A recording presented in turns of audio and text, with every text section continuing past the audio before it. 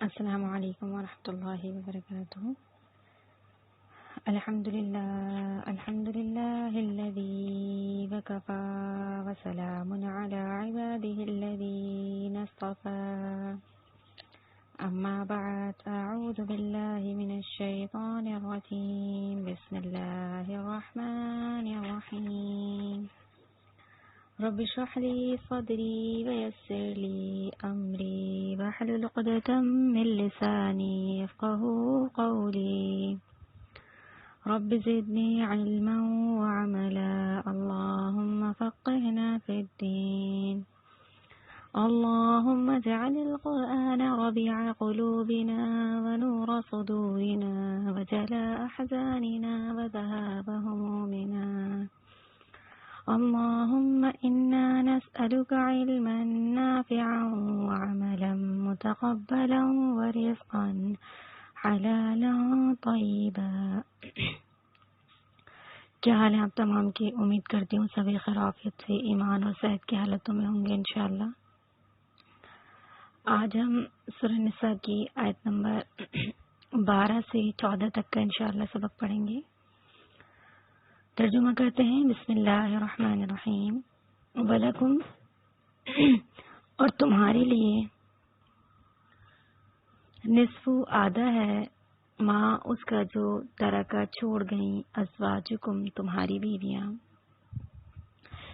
اِلَّمْ یکن اگر نہ ہو، لہن ان کی، ولدن اولاد، فَإِن پس اگر کانا ہو، لہن ان کی، ولدن اولاد، فَلَكُمُ الرُّبُعُ تو تمہارے لیے ہے چوتھا حصہ، مما اس سے جو ترکنا وہ چھوڑ گئیں، بعدا من بعد وصیتین بعد وصیت کے، یوصین بہا کہ وہ وصیت کر جائیں اس کی، او دین یا قرض کے بعد، ولہن الربع اور ان کے لیے ہے چوتھا حصہ، مما اس سے جو ترکتم تم چھوڑ جاؤ، علم یکن اگر نہ ہو، لکم تمہاری، ولدن اولاد، فإن کان لکم ولدن پس اگر ہو تمہاری اولاد، فلہن الثمن تو ان کے لیے ہے آٹھواں حصہ، مما اس سے جو ترکتم تم چھوڑ جاؤ، من بعد وصیتین وصیت کے بعد، تو سونا کہ تم وصیت کر جاؤ، بہا اس کی، او دین یا قرض کے بعد، وَإِن كَانَ رَجُلٌ اور اگر ہو وہ مرد، یورث کہ وراثت دی جا رہی ہے اس کی، کلالتن کلالہ، امرأۃن یا عورت ہو ایسی ہی، وَلَهُ اور اس کا، اخن ایک بھائی ہے، او اختن یا ایک بہن، فَلِكُلِّ وَاحِدٍ مِّنْهُمَا السُّدُسُ تو ہر ایک کے لیے ان دونوں میں سے چھٹا حصہ ہے، فَإِن كَانُوا پس اگر ہوں وہ اکثر زیادہ، من ذالک اس سے، فہم تو وہ، شرکاء شریک ہوں گے، فی الثلث تہائی حصے میں، من بعد وصیتین وصیت کے بعد، یوصا کی وصیت کر دی جائے، بہا اس کی، او دین یا قرض کے بعد، غیر مضار بشرطی کہ نہ نقصان پہنچانے والا ہو وہ، وصیتاً من اللہ یہ وصیت ہے اللہ کی طرف سے، واللہ علیم حلیم اور اللہ خوب جاننے والا بردبار ہے۔ تلک حدود اللہ اللہ کی حدیں ہیں، ومن یطع اللہ اور جو کہ اللہ کی اطاعت کرے گا، ورسولہ اور اس کے رسول کی، یدخلہ وہ اسے داخل کرے گا، جنات تجری ایسے باغوں میں کہ چلتی ہیں، من تحتها الانہار ان کے نیچے نہریں، خالدین فیہا وہ ہمیشہ رہیں گے اس میں، وذالک الفوز اور یہی فوز العظیم اور یہی کامیابی ہے بڑی۔ ومن یعص اللہ اور جو کوئی اللہ کی نافرمانی کرے گا، ورسولہ اور اس کے رسول کی، ویتعدی حدودہ اور تجاوز کرے گا اس کی حدوں سے، یدخلہ وہ داخل کرے گا اس کو، نارن آگ میں، خالدن فیہا وہ ہمیشہ رہے گا اس میں، ولہ عذاب مہین اور اس کے لیے ہے عذاب رسوا کن۔ یہاں پہ ہم نے آیات کا ترجمہ کر لیا، آیت نمبر 14 تک۔ تفسیر کی طرف بڑھتے ہیں اس کی۔ جیسا کہ ہم نے آیت نمبر 11 میں بھی وراثت کے بارے میں پڑھا تھا، اور میں نے بتایا تھا آیت نمبر 12 میں بھی اللہ نے اسی کا تذکرہ کیا ہے، تو دیکھتے ہیں اللہ کیا کہتے ہیں۔ تمہاری بیویاں جو کچھ چھوڑ کر مریں اور ان کی اولاد نہ ہو تو آدھوں آدھ تمہارا ہے، اور ان کی اولاد ہو تو ان کے چھوڑے ہوئے میں سے تمہارے لیے چوتھائی حصہ ہے، اس وصیت کے بعد جو وہ کر گئی ہوں یا قرض کے بعد، اور جو تم چھوڑ جاؤ اس میں ان کی چوتھائی ہے اگر تمہاری اولاد نہ ہو، اور اگر تمہاری اولاد ہو تو پھر انہیں تمہارے ترکے کا 8واں حصہ ملے گا اس وصیت کے بعد جو تم کر گئے ہو، اور بعد ادائیگی قرض کے جن کی میراث لی جاتی ہے وہ مرد یا عورت کلالہ ہو، یعنی اس کا نہ باپ ہو نہ بیٹا، اور اس کا ایک بھائی یا ایک بہن ہو، تو ان دونوں میں سے ہر ایک کا چھٹا حصہ ہے، اور اگر اس سے زیادہ ہو تو 1/3 میں یہ سب شریک ہیں اس وصیت کے بعد جو کی جائے، اور قرض کے بعد جو اوروں کا نقصان نہ کیا گیا ہو، مقرر کیا ہو اللہ کی طرف سے، اور اللہ تعالیٰ دانا ہے، بردبار ہے۔ اب اللہ اس آیت میں کہتے ہیں کہ اے مردو، تمہاری عورتیں جو چھوڑ کر چلی جائیں یعنی انتقال کر جائیں، اگر ان کی اولاد نہ ہو تو اس میں سے آدھو آدھ یعنی آدھی ملکیت تمہاری ہو جائے گی، اور اگر ان کے بال بچے ہوں تو تمہیں چوتھائی حصہ ملے گا وصیت اور قرض کے بعد۔ یہاں دوبارہ دیکھیے اللہ تعالیٰ وصیت اور قرض کا تذکرہ فرما رہے ہیں، اور آگے ہم دوبارہ جائیں تو دوبارہ اللہ یہ بات کہیں گے، جس سے ہمیں وصیت کو اہمیت دینا بھی پتہ چلتا ہے، اور قرض کے بارے میں بھی کہ مرنے والے کے اوپر اگر قرض ہے تو اس کے اوپر وہ بہت بڑا بوجھ ہے۔ جو وارث ہوں گے پیچھے انہیں اس بات کا خیال کرنا ہے کہ سب سے پہلے اس کے قرض کی ادائیگی کریں۔ ترتیب اس طرح سے پہلے قرض ادا کیا جائے، پھر وصیت کی جائے، پھر ورثہ تقسیم ہو، اور تمام علماء کا جو ہے وہ اس بات پر اجماع ہے کہ سب سے پہلے قرض ادا کیا جائے، پھر وصیت پوری کی جائے، پھر ورثہ تقسیم کیا جائے۔ مگر آج افسوس کہ قرض کو بھی اہمیت نہیں دی جاتی جب تک کہ جس کا قرض ہے وہ جان کھانا شروع نہ کر دے، آپ کے گھروں کے چکر لگانے لگ جائے، برا بھلا نہ کہ جب تک ہم قرضوں کو بھی اہمیت نہیں دیتے۔ اسی طرح وصیت کو بھی کہ مرنے والا تو چلا گیا، اب کیا کرنا ہے اس کی بات کو پورا کر کے، اور جو پیچھے وارث رہ جاتے ہیں وہ وراثت کے پیچھے لڑائی جھگڑا کر رہے ہوتے ہیں۔ تو اللہ کہتے ہیں قرضوں کو بھی اہمیت دو، وصیت بھی پوری کرو، اور پھر ورثے کو تقسیم کرو۔ اور جہاں اولاد کی بات آ رہی ہے تو کہا گیا کہ پوتے بھی اس مسئلے میں حکم میں بیٹوں کی ہی طرح ہیں، ٹھیک ہے نا، یعنی اولاد کا جب نام آ رہا ہے تو پوتے بھی اس میں شامل ہیں۔ اب یہاں دیکھیے ہم پوتا پوتی کی بات کر رہے ہیں تو ایک بات ہم یہاں سمجھ لیتے ہیں کہ اگر کوئی یتیم پوتا پوتی ہیں تو ان کا وراثت میں حصہ ہوگا یا نہیں۔ اللہ تعالیٰ نے دیکھیے یتیموں کے ساتھ خیر خواہی کرنے کا حکم دیا، انصاف کرنے کا، ان کے حقوق کی نگہداشت کرنے کا جگہ جگہ پہ اللہ نے حکم دیا، اس سے کوئی اعتراض نہیں۔ لیکن یہاں سوال یہ پیدا ہوتا ہے کیا یتیم پوتا بھی وراثت کا حقدار ہوگا یا نہیں؟ تو تفسیر میں یہ آتا ہے کہ جو یتیم پوتے ہوں گے وہ وراثت کے حقدار نہیں ہوں گے، اور اس مسئلے کی اہمیت ہمیں اس بات سے پتہ چلتی ہے کہ خود اللہ کے نبی صلی اللہ علیہ وسلم عبد المطلب کی وفات کے وقت ان کے یتیم پوتے تھے، لیکن آپ کو وراثت میں سے ان کی حصہ نہیں ملا، اور نہ ہی اللہ نے یہ حکم دیا کہیں پر کہ پوتے کو وراثت میں سے حصہ دیا جائے۔ اگر یتیم پوتے کو وراثت میں حصہ دلانا اللہ کو منظور ہوتا تو اللہ تعالیٰ اس کے متعلق بھی قرآن میں واضح احکامات نازل فرما دیتے۔ لہٰذا یہ بات قوی دلیل کے ساتھ ملتی ہے کہ یتیم پوتا اپنے چچا یا چچاؤں اور پھپھیوں وغیرہ کی موجودگی میں وراثت کا حقدار نہیں ہوتا، بلکہ وہ اپنے مرنے والے باپ کی وراثت کا ہی حقدار ہوگا۔ لہٰذا پتہ یہ چلا کہ اگر دادا فوت ہو گئے اور دادا کی اپنی اولاد ہیں یعنی بچے کی پھپھیاں بھی ہیں چچا بھی ہیں، تو فرمایا کہ پھر وہ وراثت کا حقدار نہیں ہوگا، ٹھیک ہے، واللہ تعالی اعلم۔ تو اللہ کہتے ہیں کہ پوتے بھی اس مسئلے میں حکم میں بیٹوں کی ہی طرح ہیں، بلکہ ان کی اولاد در اولاد کا بھی یہی حکم ہے کہ ان کی موجودگی میں خاوند کو چوتھائی ملے گا۔ پھر عورتوں کو اس سے بتایا کہ انہیں یا چوتھائی ملے گا یا 8واں حصہ ملے گا۔ چوتھائی تو اس حالت میں کہ مرنے والے خاوند کی اولاد نہ ہو، اور آٹھواں حصہ اس حالت میں کہ اولاد ہو۔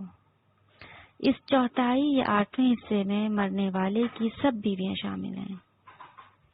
اگر 4 بیویاں ہوں گی تو ان میں یہ حصہ برابر برابر تقسیم کیا جائے گا، 3 ہو یا 2 ہو تب بھی، اور اگر 1 ہو تب بھی یہی اس کا اسی طرح حصے کو تقسیم کیا جائے گا۔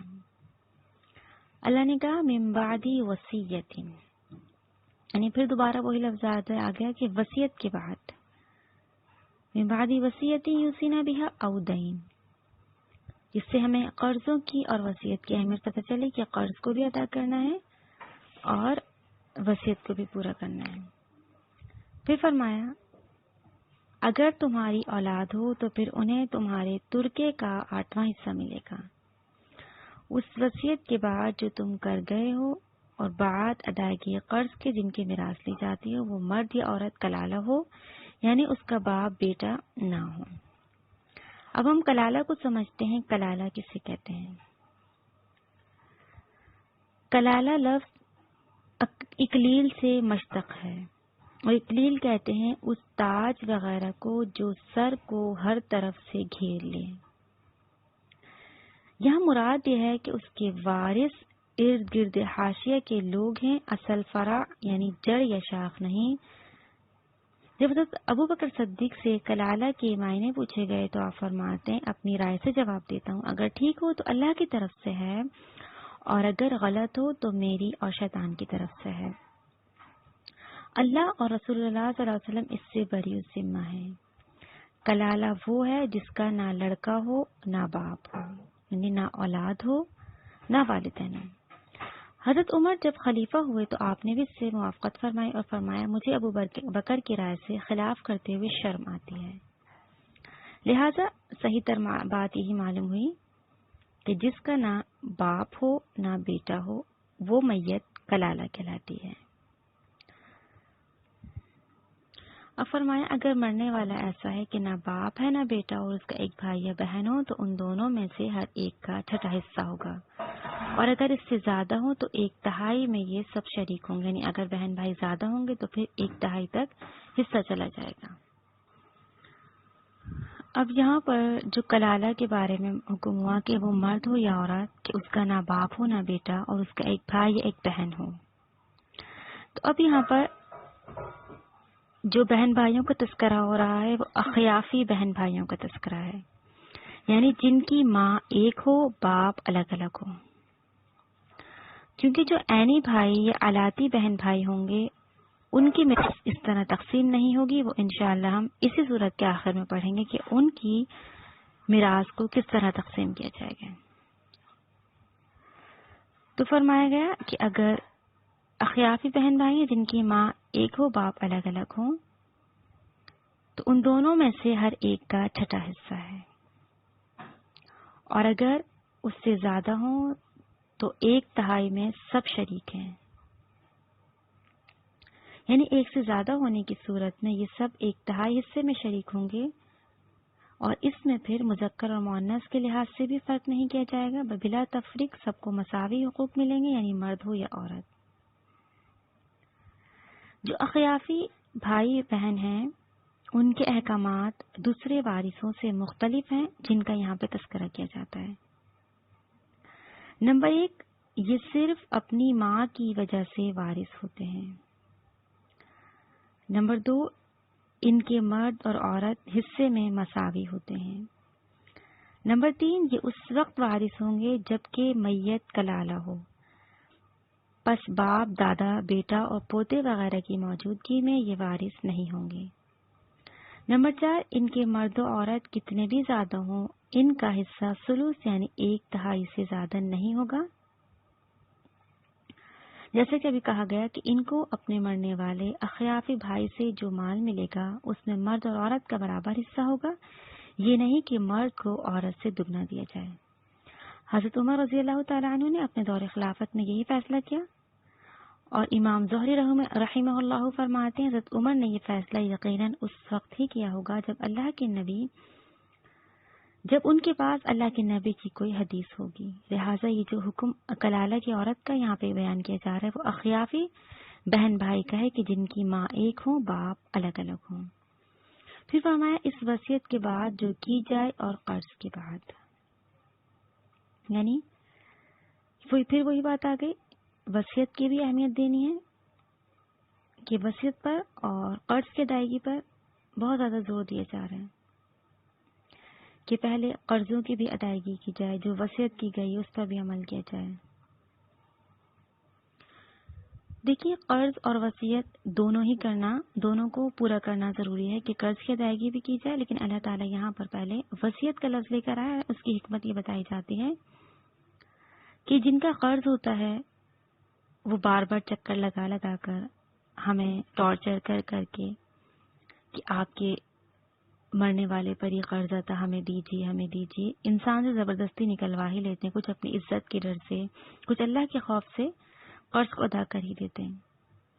لیکن جو وصیت ہوتی ہے اس پر عموماً لوگ یہ سوچتے ہیں کہ چلو اب مرنے والا چلا گیا، کسی کو کیا معلوم ہوگا، چھوڑو رہنے دیتے ہیں، وہ مال بھی ہم ہی ہڑپ کر جاتے ہیں، وہ مال ہم ہی رکھ لیتے ہیں، اس میں سستی کاہلی اور غفلت ہم برتتے ہیں. اللہ تعالیٰ اسی لیے بار بار حکم دیتے ہیں کہ قرضوں کو بھی پورا کرو اور وصیت کو بھی پورا کرو. لہٰذا یہاں ایک بات ہم دوبارہ یہ بات سمجھ لیتے ہیں کہ اگر بیوی کا حق مہر ادا نہ کیا گیا تو وہ بھی قرض میں شامل ہوگا اور اس کی ادائیگی بھی وراثت کی تقسیم سے پہلے ضروری ہے. لہٰذا جو شرعی مہر رکھا گیا تھا اس کی ادائیگی کرنی ہوگی. پھر فرمایا گیا جبکہ اوروں کا نقصان نہ کیا گیا ہو، مقرر کیا ہوا اللہ تعالیٰ کی طرف سے ہے اور اللہ تعالیٰ دانا ہے، بردبار ہے. اب اللہ کہتے ہیں جو وصیت کرنے والا ہے اسے وصیت کے ذریعے اپنے وارثوں کو محروم نہیں کرنا چاہیے کہ کسی کا حصہ گھٹا دیا، کسی کا بڑھا دیا، کہ یوں ہی اپنے وارثوں کو پریشان کریں یا یوں ہی اپنے جو وارث ہیں ان کو یہ کہہ دے کہ میں نے فلاں فلاں سے اتنا قرضہ لیا ہوا ہو جبکہ نہ لیا ہو. یعنی نہ تو قرض میں اور نہ ہی وصیت کے وقت ایسا معاملہ اختیار نہیں کرنا کہ جس سے آپ کے وارثوں کو تکلیف پہنچے. اس طرح کے دونوں نقصانات سے بچنا چاہیے. ایسی وصیت باطل ہے. اس طرح کی وصیت نہیں کرنی کہ وارثوں کو نقصان پہنچایا جائے جس سے. آگے فرمائے یہ حدیں اللہ تعالیٰ کی مقرر کی ہوئی ہیں اور اللہ تعالیٰ کی اور اس کے رسول کی جو فرما برداری کرے گا اسے اللہ تعالیٰ جنتوں میں لے جائے گا جس کے نیچے نہریں بہہ رہی ہیں، جن میں وہ ہمیشہ رہیں گے، اور یہ بہت بڑی کامیابی ہے.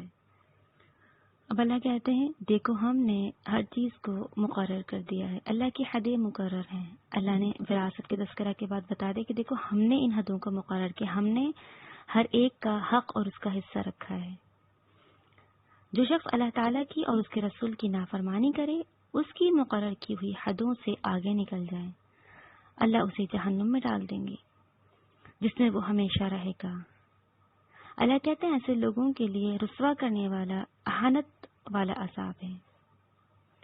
اگر یہ اللہ کی مقرر کردہ چیزوں پر عمل نہیں کریں گے، جو میت کے وارث ہیں، قرابت دار ہیں، جن کا جو حق ہے وہ انہیں نہیں لوٹائیں گے، تو اللہ تعالیٰ پھر انہیں نافرمانی کرنے کی وجہ سے ذلت و اہانت میں مبتلا کر دے گا. فرمایا لیکن جو حدود کو پورا کرے گا، اطاعت کرے گا اللہ اور اس کے رسول کی، اللہ کی بھی بات مانے گا، اللہ کے رسول کی بھی، جو حدود اللہ نے مقرر کر دی ہیں اس کے مطابق اگر وہ جیے گا، تو اللہ کہتے ہیں یدخلہ جنات تجری من تحتها الانہار، پھر اللہ تعالیٰ اسے ایسی جنتوں میں داخل کریں گے جس کے نیچے نہریں بہہ رہی ہوں گی. وذالک الفوز العظیم، اور یہ بہت بڑی کامیابی ہے. لہذا صرف وراثت کے معاملے میں نہیں، ہر معاملے میں ہم نے اللہ اور اس کے رسول کی اطاعت کرنی ہے.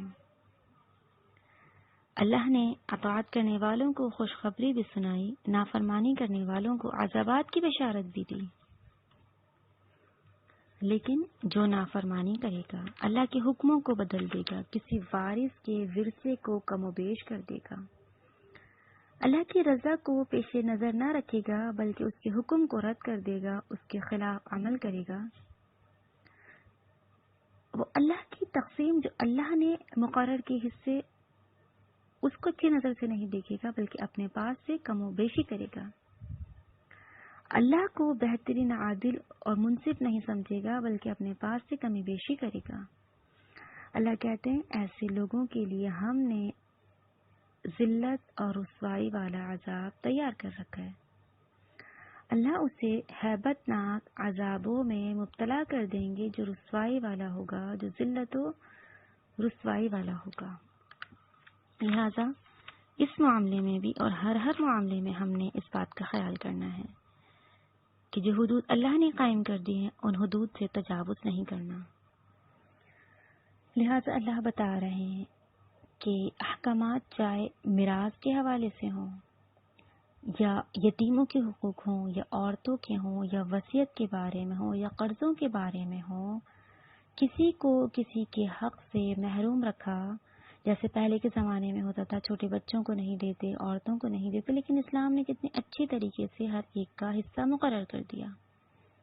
اللہ کہتے ہیں اگر تم جس کا جو حق ہے، جو مستحق ہے اپنے حصے کا، وہ اس کو ادا نہ کرو گے، اللہ کے حدود سے تجاوز کرنے والے بن جاؤ گے تو عذاب علیم کے مستحق ٹھہرو گے، عذاب مہین کے مستحق ٹھہرو گے، ایسا جو تمہیں رسوا کر دے گا عذاب. ذلت اور رسوائی کیسا لفظ لگتا ہے سن کر بھی ہمیں، اللہ نہ کرے ہمیں دنیا اور آخرت کی ذلتوں سے دو چار ہونا پڑے. اللہ کہتے ہیں اللہ تمہیں دردناک اور رسوا کن عذاب میں مبتلا کر دے گا. اس دن کی رسوائی ذرا سوچیے جب میدان محشر سجا ہوگا، ہم ذلیل کیے جا رہے ہوں گے، رسوا کیے جا رہے ہوں گے اپنی اللہ کی حدود سے تجاوز کرنے کی بنا پر، چاہے وہ کسی بھی عمل سے تعلق رکھتا ہو. اور اگر ہم نے اللہ اور اس کے رسول کی اطاعت کی تو ایسے باغات میں داخل کرے گا جن کے نیچے نہریں جاری ہیں، وہ ان میں ہمیشہ رہیں گے، اور یہ بہت بڑی کامیابی ہے. اب اللہ نے کہا دیکھو خوشخبریاں بھی سن لو، اگر اللہ اور اس کے رسول کی اطاعت کرو گے اللہ تمہیں بہت بڑا اجر دیں گے. ایسی جنتیں، ایسی باغات کہ جن کے نیچے نہریں جاری ہیں، تم ان میں ہمیشہ ہمیشہ رہو گے. دنیا کی نعمتوں کو زوال ہوتا ہے، اچھے دن ہوتے ہیں تو برا دن بھی آنے ہوتے ہیں. کوئی نعمت ملتی ہے تو وہ ختم بھی ہونے والی ہوتی ہے، چھن بھی جاتی ہے، اس میں کمی زیادتی بھی ہوتی ہے. اللہ کہتے ہیں لیکن جب تم اس دن بڑی کامیابی کو پاؤ گے تو جو تمہیں اس کا صلہ بدلہ دیا جائے گا وہ ہمیشگی کا ہوگا، وہ ایسا بدلہ ہوگا جو ہمیشہ ہمیشہ ہوگا، اور تم اس میں کامیاب ترین ہو جاؤ گے. ذالک الفوز العظیم. اللہ جگہ جگہ پہ بتاتے ہیں دیکھو کامیابی کے معیار کو سمجھ لو، اصل کامیابی، اصل فلاح کیا ہے. میں نے اور آپ نے کامیابی کا معیار بالکل الگ بنا رکھا ہے. یہ تو ہمارے ذہن میں بات آتی ہی نہیں کہ اصل کامیابی کون سی کامیابی ہے، جس کو میں اور آپ بالکل بھول چکے ہیں، جبکہ اللہ نے جگہ جگہ پہ فرما دیا فَمَنْ زُحْزِحَ عَنِ النَّارِ وَأُدْخِلَ الْجَنَّةَ فَقَدْ فَازَ. دنیا میں رہتے ہوئے ایسے عمل کر لیے کہ اپنے آپ کو جہنم سے کوسوں دور کر لیا اور جنت کی طرف داخلے والے اعمال کر لیے تو وہ شخص اصل کامیاب ہے. تو ہم نے اب چننا ہے راستہ، بڑی کامیابی کو پانا ہے یا رسوا کرنے والا عذاب مہین، عذاب مہین، عذاب علیم، عذاب عظیم، اس کو دعوت دینی ہے. اللہ کی حدود سے ہمیں آگے نہیں نکلنا. اللہ نے ایک حد بتا دی ہے، اس کو کراس کرتے ہیں تو مشکلات میں ضرور گھرتے ہیں. اگر اللہ کی حدود کے مطابق چلتے رہیں تو اللہ کہتے ہیں زندگیاں بھی آسان اور آخرت بھی تمہاری آسان ہو جائے گی. تو میں نے اور آپ نے انشاءاللہ فکر کرنی ہے، اور جس کا جو حق ہے اللہ سے دعا کرتے ہیں اللہ تعالی ہمیں توفیق دے دے کہ جو مسئلے مسائل ہیں وراثت کے، ورثہ کی تقسیم ہے، یہ بہت بڑی ذمہ داری بھی ہوتی ہے، اس کی پکڑ بھی پھر بہت زیادہ سخت ہے. لیکن افسوس در افسوس کہ ہم چونکہ ان اہمیتوں کو نہیں سمجھ پاتے، اس لیے ان میں کوتاہیاں بھی کر رہے ہوتے ہیں.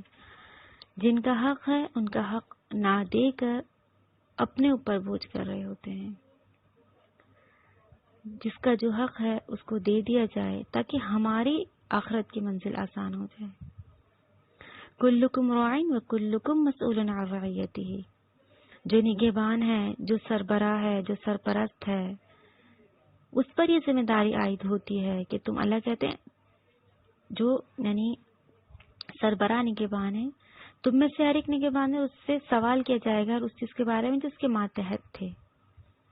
اب جو اتنی وسعت طاقت رکھتا ہے، اللہ نے اس کو اس مقام پہ کھڑا کیا تو اسے کوشش کرنی ہے جتنا اس سے ممکن ہو سکے، جتنی اس کے اندر طاقت ہے، ان مسائل کو حل کرنے کی کوشش کرے.